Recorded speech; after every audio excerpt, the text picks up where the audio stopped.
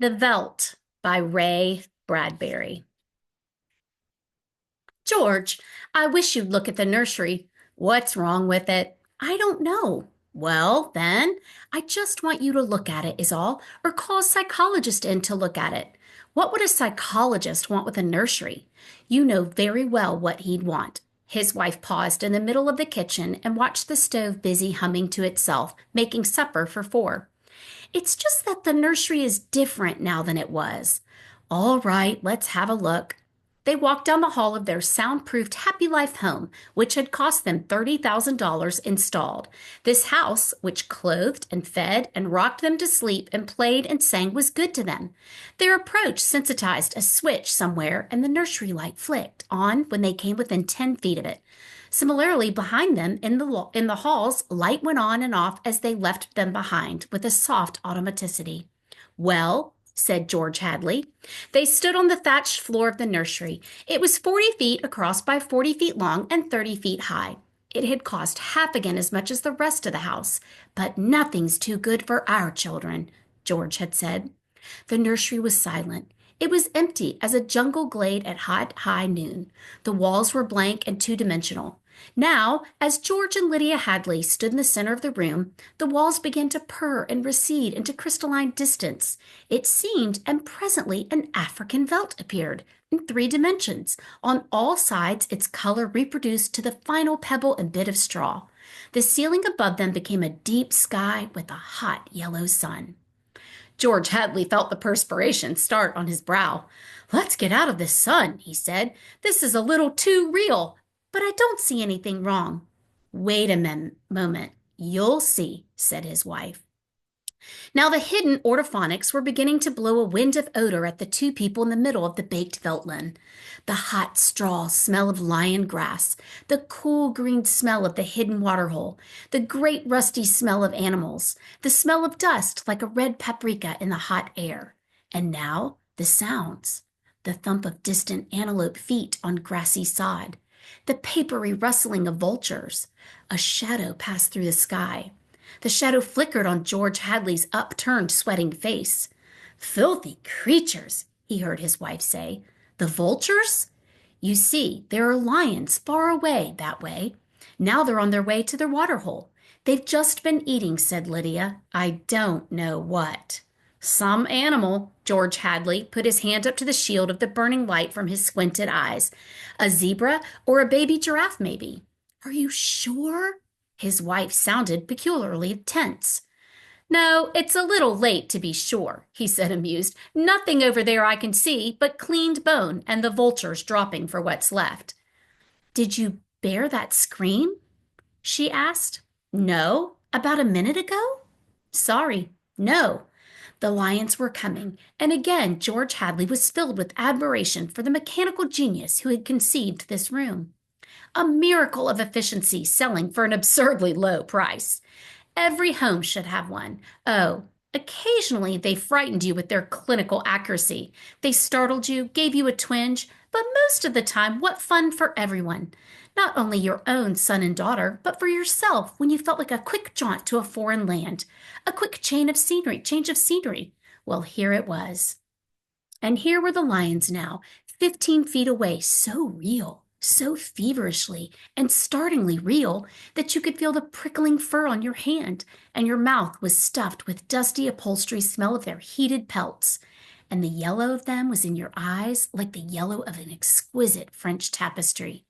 The yellows of lions in summer grass, and the sound of the matted lion lungs exulting on the silent noontide, and the smell of meat from the panting, dripping mouths. The lion stood looking at George and Lydia Hadley with terrible green-yellow eyes. Watch out! Screamed Lydia. The lions came running at them. Lydia bolted and ran. Instinctively, George sprang after her. Outside, in the hall, with the door slammed, he was laughing and she was crying, and they both stood appalled at each other's reaction. George! Lydia! Oh, my dear, poor, sweet Lydia! They almost got us! Walls, Lydia. Remember, crystal walls. That's all they are. Oh, They look real, I must admit. Africa in your parlor, but it's all dimensional, super reactionary, super sensitive color film and mental tape film behind glass screens. It's all odorophonics and sonics, Lydia. Here's my handkerchief. I'm afraid. She came to him and put her body against him and cried steadily. Did you see? Did you feel? It's too real. Now, Lydia, you've got to tell Wendy and Peter not to read any more on Africa. Of course, of course. He patted her. Promise? Sure. And lock the nursery for a few days until I get my nerves settled. You know how difficult Peter is about that. When I punished him a month ago by locking the nursery for even a few hours, the tantrum be through. And Wendy, too. They live for the nursery. It's got to be locked. That's all there is to it. All right. Reluctantly, he locked the huge door. You've been working too hard. You need a rest. I don't know, she said, blowing her nose, sitting down in a chair that immediately began to rock and comfort her. Maybe I don't have enough to do. Maybe I have time to think too much. Why don't we shut the whole house off for a few days and take a vacation? You mean you want to fry my eggs for me? Yes, she nodded. And damn my socks? Yes, a frantic, watery-eyed nodding. And sweep the house? Yes, yes, oh yes. But I thought that's why we bought this house, so we wouldn't have to do anything.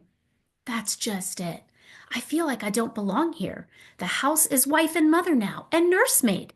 Can I compete with an African Veldt? Can I give a bath and scrub the children as efficiently or quickly as the automatic scrub bath can? I cannot. And it isn't just me, it's you. You've been awfully nervous lately. I suppose I have been smoking too much. You look as if you didn't know what to do with yourself in the house either. You smoke a little more every morning and drink a little more every afternoon and need a little more sedative every night. You're beginning to feel unnecessary too. Am I? He paused and tried to feel it into himself to see what was really there. Oh, George! She looked beyond him at the nursery door. Those lions can't get out there, can they? He looked at the door and saw it tremble as if something had jumped against it from the other side. Of course not, he said. At dinner, they ate alone, for Wendy and Peter were at a special plastic carnival across town and bad televised home to say they'd be late. To go ahead eating, so George Hadley, bemused, sat watching the dining room table produce warm dishes of food from its mechanical interior. We forgot the ketchup, he said. Sorry, said a small voice within the table, and ketchup appeared. As for the nursery, George Hadley, it won't hurt for the children to be locked out of it for a while. Too much of anything isn't good for anyone, and it was clearly indicated that the children had been spending a little too much time on Africa. That sun! He could feel it on his neck still, like a hot paw. And the lions, and the smell of blood. Remarkable how the nursery caught the telepathic emanations of the children's minds and created life to fill their every desire. The children thought lions, and there were lions.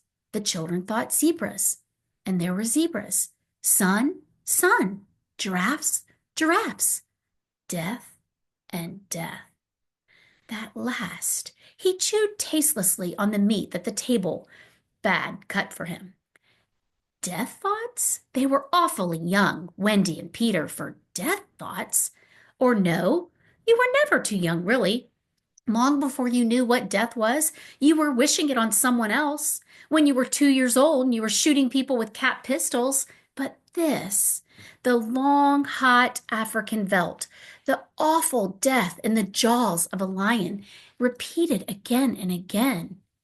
Where are you going? He didn't answer Lydia. Preoccupied, he let the lights glow softly on ahead of him, extinguished behind him as he padded to the nursery door.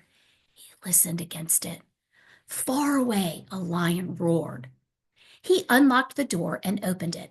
Just before he stepped inside, he heard a faraway scream, and then another roar from the lions, which subsided quickly. He stepped into Africa. How many times in the last year had he opened this door and found Wonderland Alice, the Mock Turtle, or Aladdin and his magical lamp, or Jack Pumpkinhead of Oz, or Dr. Dolittle, or the cow jumping over a very real appearing moon, all the delightful contraptions of a make-believe world. How often had he seen Pegasus flying in the sky ceiling, or seen fountains of red fireworks, or heard angel voices singing? But now is yellow hot Africa, this bake oven with murder in the heat. Perhaps Lydia was right.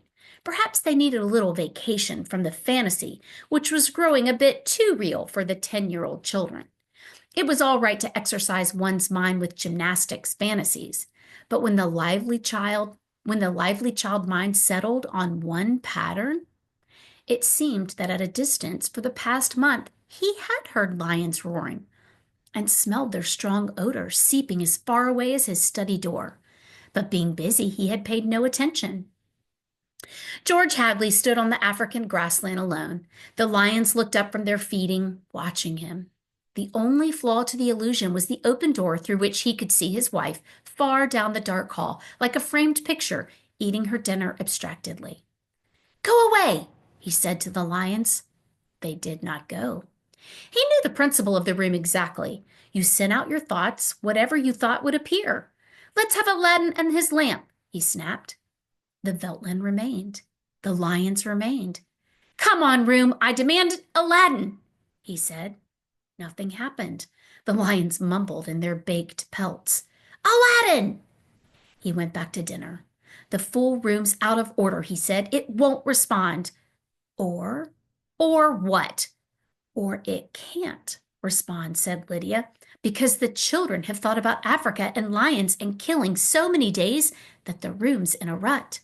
Could be. Or Peter set it to remain that way." Set it?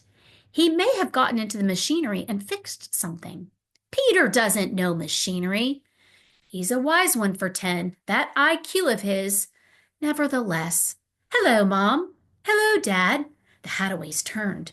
Wendy and Peter were coming in the front door, cheeks like peppermint candy, eyes like bright blue agate marbles, a smell of ozone on their jumpers from their trip in the helicopter. "You're just in time for supper," said both parents. "We're full of strawberry ice cream and hot dogs," said the children, holding hands, "but we'll sit and watch." "Yes, come tell us about the nursery," said George Hadley. The brother and sister blinked at him and then at each other. "Nursery? All about Africa and everything," said the father with false joviality. I don't understand," said Peter. "Your mother and I were just traveling through Africa with rod and reel, Tom Swift and his electric lion," said George Hadley. "There's no Africa in the nursery," said Peter simply. "Oh, come now, Peter. We know better." "I don't remember any Africa," said Peter to Wendy. "Do you?" "No." "Run see and come tell." She obeyed. "Wendy, come back here," said George Hadley, but she was gone. The house lights followed her like a flock of fireflies. Too late, he realized he had forgotten to lock the nursery door after his last inspection. "Wendy'll look and come tell us," said Peter. "She doesn't have to tell me. I've seen it." "I'm sure you're mistaken, Father." "I'm not, Peter. Come along now." But Wendy was back. "It's not Africa," she said breathlessly. "We'll see about this," said George Hadley, and they all walked down the hall together and opened the nursery door. There was a green, lovely forest, a lovely river, a purple mountain, high voices singing, and Rima, lovely and mysterious, lurking in the trees with colorful flights of butterflies, like animated bouquets, lingering in her long hair. The Africa Veltland was gone. The lions were gone. Only Rima was here now, singing a song so beautiful that it brought tears to your eyes. George Hadley looked at it, the charged scene. "Go to bed," he said to the children. They opened their mouths. "You heard me," he said. They went off to the air closet, where a wind sucked them like brown leaves up to the flue of their slumber rooms. George Hadley walked through the singing glade and picked up something that lay in the corner near where the lions had been. He walked slowly back to his wife. "What is that?" she asked. "An old wallet of mine," he said. He showed it to her. The smell of hot grass was on it, and the smell of a lion. There were drops of saliva on it. It had been chewed and there were blood smears on both sides. He closed the nursery door and locked it tight. In the middle of the night, he was still awake, and he knew his wife was awake. "Do you think Wendy changed it?" she said at last in the dark room. "Of course! Made it from a veldt into a forest to put Rima there instead of lions?" "Yes." "Why?" "I don't know, but it's staying locked until I find out." "How did your wallet get there?" "I don't know anything," he said, "except that I'm beginning to be sorry we bought that room for the children. If children are neurotic at all, a room like that, it's supposed to help them work off their neurosis in a healthful way. I'm starting to wonder." He stared at the ceiling. "We've given the children everything they ever wanted. Is this our reward secret disobedience? Who was it said? Children are carpets. They should be stepped on occasionally. We've never lifted a hand. They're insufferable. Let's admit it. They come and go when they like. They treat us as if we're offspring. They're spoiled, and we're spoiled. They've been acting funny ever since you forbade them to take that rocket to New York a few months ago." "They're not old enough to do that alone," I explained. "Nevertheless, I've noticed that they've been decidedly cool towards us since. I think I'll have David McLean come tomorrow morning to have a look at Africa." "But it's not Africa now. It's Green Mansion's country and Rima." "I have a feeling it'll be Africa again before then." A moment later, they heard the screams. Two screams. Two people screaming from downstairs, and then a roar of lions. "Wendy and Peter aren't in their rooms," said his wife. He lay in his bed with his beating heart. "No," he said, "they've broken into the nursery. Those screams, they sound familiar." "Do they?" "Yes, awfully." And although their beds tried very hard, the two adults couldn't be rocked to sleep for another hour. A smell of cats was in the night air. "Father?" said Peter. "Yes." Peter looked at his shoes. He never looked at his father anymore, nor at his mother. "You aren't going to lock up the nursery for good, are you?" "Well, that all depends." "On what?" snapped Peter. "On you and your sister. If you intersperse this Africa with a little variety, oh, Sweden perhaps, or Denmark, or China. I thought we were free to play as we wished." "You are within reasonable bounds." "What's wrong with Africa, father?" "Oh, so now you admit you have been conjuring up Africa, do you?" "I wouldn't want the nursery locked up," said Peter coldly. "Ever. Matter of fact, we're thinking of turning the whole house off for about a month. Live sort of carefree, one for all existence." "That sounds dreadful. Would I have to tie my own shoes instead of letting the shoe tire do it? And brush my own teeth and comb my hair and give myself a bath? It would be fun for a change, don't you think?" "No, it would be horrid. I didn't like it when you took out the picture painter last month." "Well, that's because I wanted you to learn to paint all by yourself, son." "I don't want to do anything but look and listen and smell. What else is there to do?" "All right, go play in Africa." "Will you shut off the house sometime soon?" "We're considering it." "I don't think you better consider it any more, father." "I won't have any threats from my son."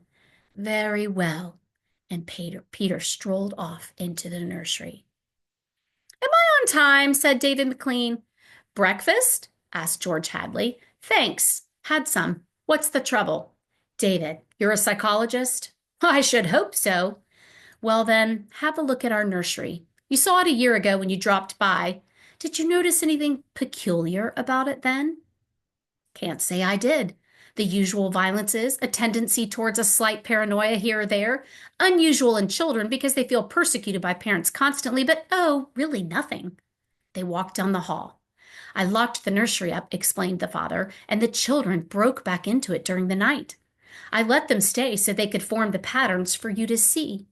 There was terrible screaming from the nursery." "There it is," said George Hadley. "See what you make of it." They walked in on the children without tapping. The screams had faded. The lions were feeding.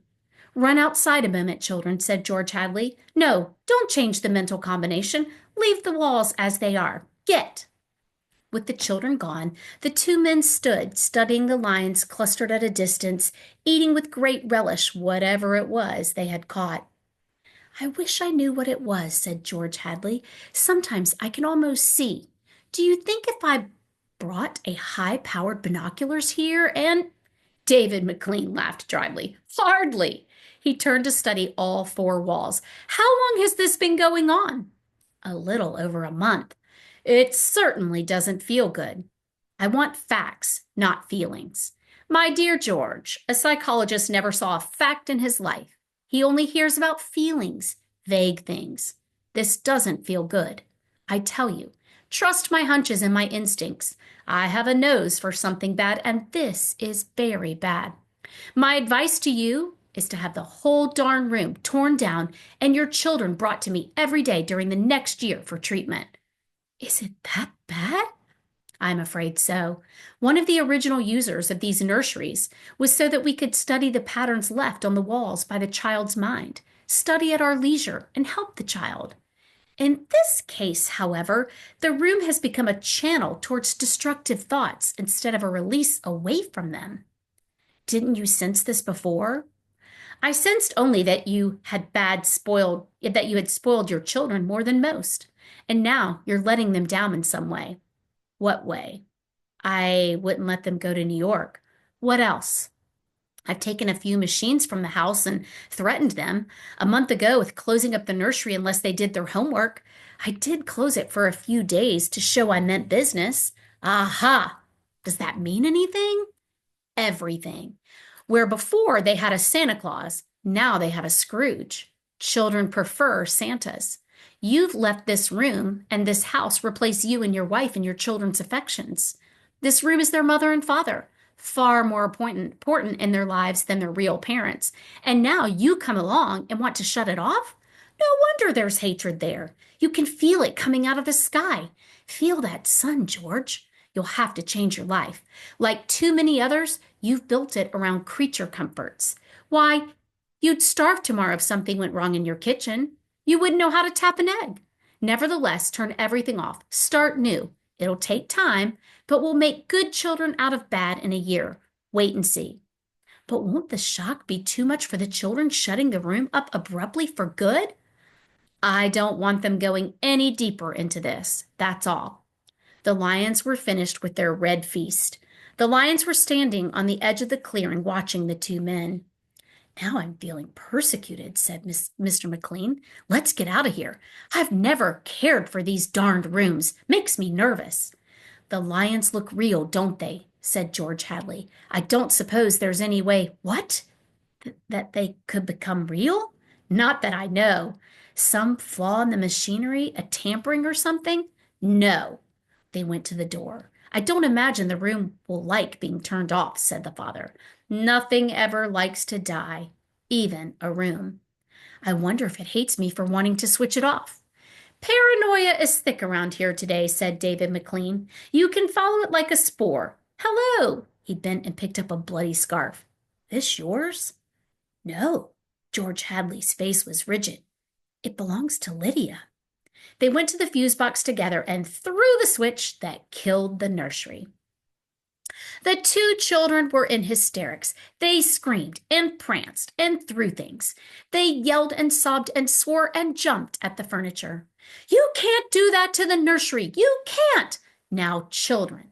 The children flung themselves onto a couch weeping. George, said Lydia Hadley, turn on the nursery just for a few moments. You can't be so abrupt. No, you can't be so cruel. Lydia, it's off and it stays off. And the whole darn house dies as of here and now. The more I see of the mess we've put ourselves in, the more it sickens me. We've been contemplating our mechanical electronic marvels for too long. My God, how we need a breath of honest air. And he marched about the house, turning off the voice clocks, the stoves, the heaters, the shoe shiners, the shoelacers, the body scrubbers, and the swabbers, and the massagers, and every other machine he could put his hand to. The house was full of dead bodies, it seemed. It felt like a mechanical cemetery. So silent. None of them humming hidden energy of machines waiting to function at the tap of a button. Don't let them do it, wailed Peter at the ceiling, as if he was talking to the house, the nursery. Don't let Father kill everything. And he turned to his father. Oh, I hate you. Insults won't get you anywhere. I wish you were dead. We were for a long while. Now we're getting to really start living. Instead of being handled and massaged, we're going to live. Wendy was still crying, and Peter joined her. Just a moment, just one moment, just another moment of the nursery, they wailed. Oh, George, said the wife, it can't hurt.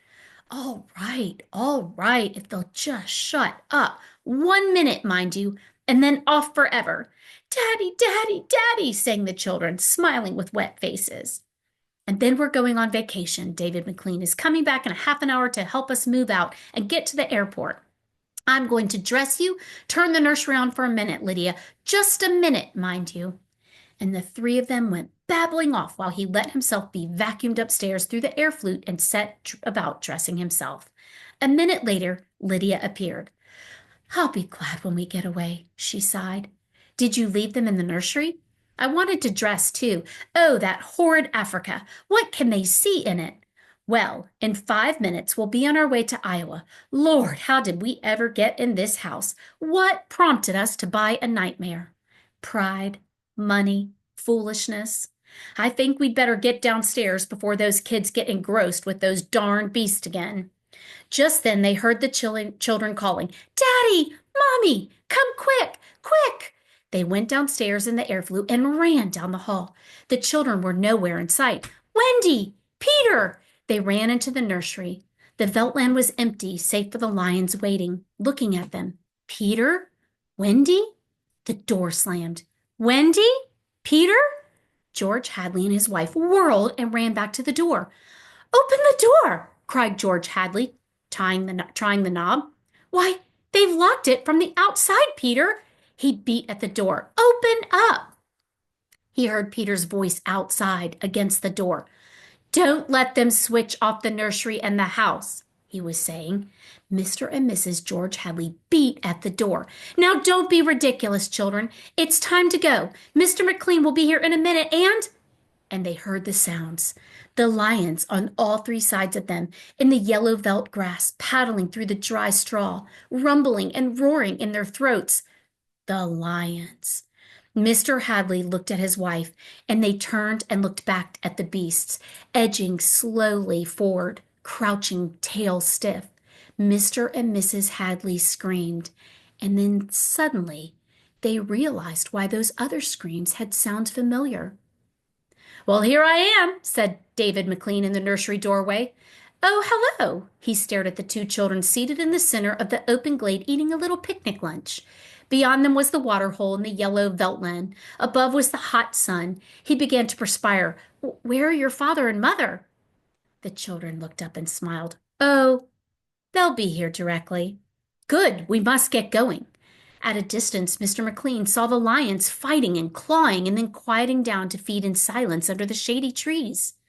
He squinted at the lions with his hand tipped to his eyes. Now the lions were done feeding and they moved to the water hole to drink. A shadow flickered over Mr. McLean's hot face. Many shadows flickered. The vultures were dropping down the blazing sky. A cup of tea? Asked Wendy in the silence. The end.